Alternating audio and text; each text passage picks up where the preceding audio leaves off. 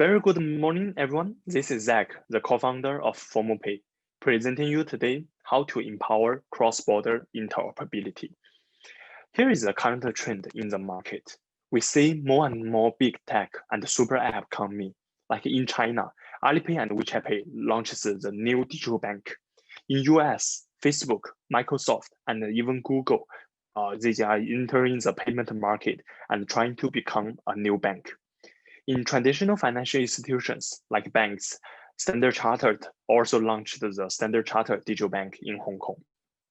And for the central bank and also regulators, you can find the government like China, Thailand, Indonesia, Malaysia, etc. are also launching more and more initiatives to push for a cashless society.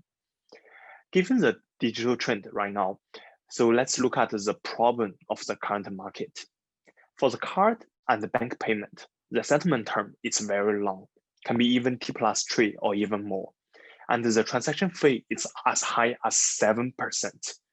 For the digital wallet side, it's growing very fast in its own domestic market, but it still has the issue of low interoperability because it's only working for its own country, but not able to transact across the different countries and currencies.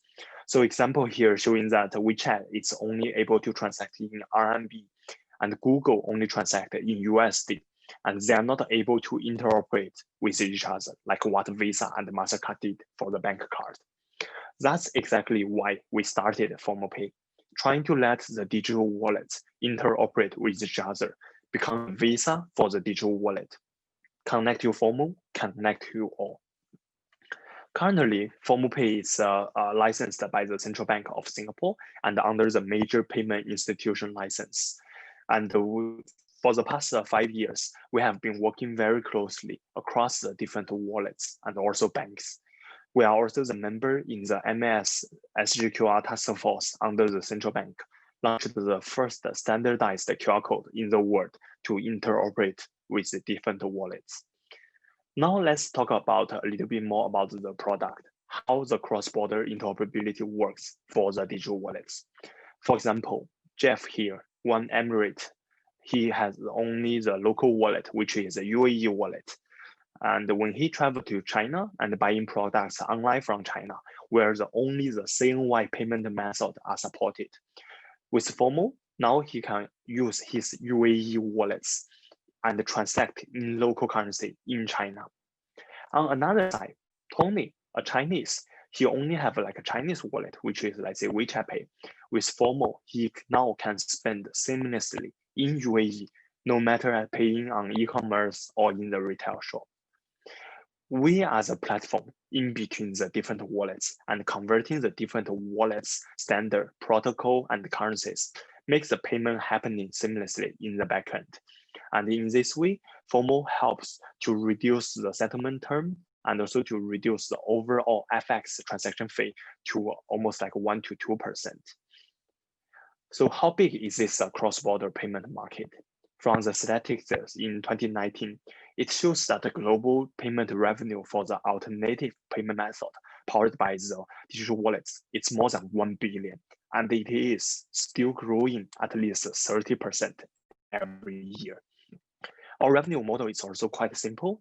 If the transaction is done within our network, we will charge a small transaction fee. And if the transaction is done by our partner, we will charge a small software as a service fee.